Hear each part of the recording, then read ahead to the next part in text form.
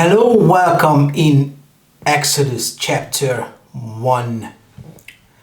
These are the names of the sons of Israel who came to Egypt with Jacob, each with his household: Reuben, Simeon, Levi and Judah, Issachar, Zebulun and Benjamin, Dan and Naphtali, Gad and Asher.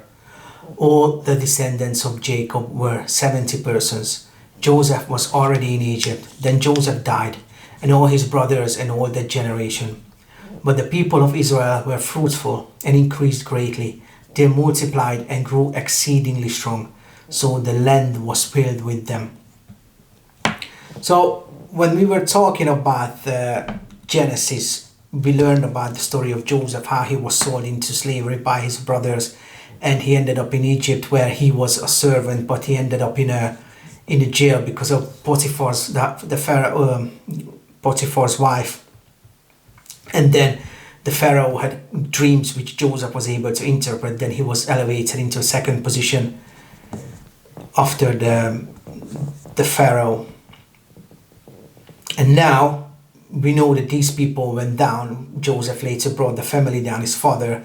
Then he ended up dying. I watched an interesting documentary once, and I mentioned already that skeptics like to think that these events are just fictions, but they found a house where the head of the house was somebody with a red hair, which would have been unknown and unbelievable for an Egyptian to have red hair. And the other thing was they found that he had a coat of many colors, and if you remember, Joseph was given a coat with many colors. The other interesting thing is that they never lost their faith, which I think is great, that they were able to hold on to their Jewish identity, which I think one of the contributing factor was, remember back in Genesis when the family of Joseph came down to Egypt, Joseph told them to represent themselves as people who are tending animals or the flock, and the reason was it was for the Egyptians it was a horrible job, so they wouldn't even have associated themselves with people who were doing those kinds of things. So it allowed the Israel, the Jews, to hold on to their national identity. Verse 8. Now there arose a new king over Egypt who did not know Joseph. And he said to his people, "Behold, the people of Israel are too many and too mighty for us. Come, let us deal shrewdly with them, lest they multiply, and if war breaks out, they join our enemies and fight us and escape from the land." Now, it doesn't make sense to me why he would think that if there would be a war, then the Israel would join the enemies. If they lived in a land and you're already comfortable, if somebody breaks in and threatens your comfort, that doesn't make sense to me to think that they would join those who are disturbing the peace to begin with. But we see that what the Pharaoh represents, we're going to talk about it in a minute, and then it sort of makes sense. Therefore they set taskmasters, that's verse 11, over them to afflict them with heavy burdens. They built for Pharaoh store cities, Pithom and Ramesses. But the more they were oppressed, the more they multiplied and the more they spread abroad. And the Egyptians were in dread of the people of Israel. So they ruthlessly made the people of Israel work as slaves and made their lives bitter with hard service in mortar and brick and in all kinds of work in the field. In all their work, they ruthlessly made them work as slaves. It's interesting how the Bible depicts those who are oppressed actually have the ability to still be fruitful. And I think that's because of faith. If you have faith, if you have faith in God like the Jews did, as I mentioned, they were able to hold on to their Jewish identities. It's they can throw a lot more at you before you break, because you have your faith to sustain you. Now, so the people were the people were driven into slavery. And it's interesting if you see throughout history, if you read the history of Russia, if you read the history of Germany, or the history of places where generally there were Jews, they were always mistreated. And there's an American gentleman called Dr. Michael Brown, and he talked about, I don't know if it was his book, but he talked about, I don't even know if he's a theologian. I know he's got a PhD in Near Eastern languages, and he was talking about how he was doing,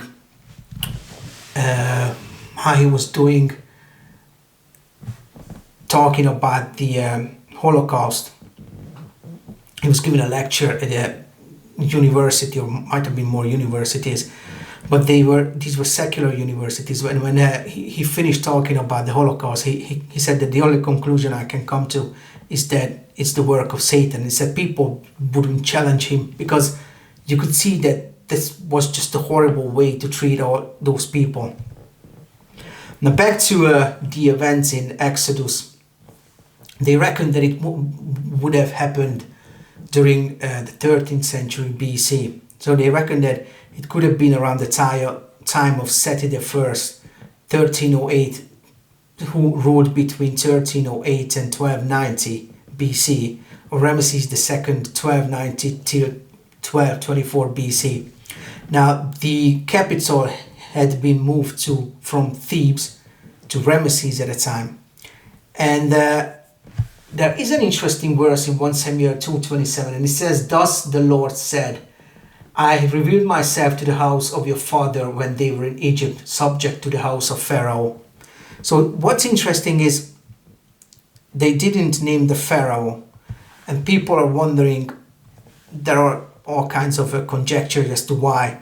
But what to me makes the most sense is that they didn't want to name him. They called him a Pharaoh so that he could, as a Pharaoh, be representative of pride. He could be a representative of the world, of the power of the world, of Satan, and those who want to destroy the Jews. Verse 16, "Then the king of Egypt said to the Hebrew midwife, one of whom was named Shipra and the other Puah, when you serve as midwife to the Hebrew women and see them on the birth stool, if it is a son, you shall kill him, but if it is a daughter, she shall live."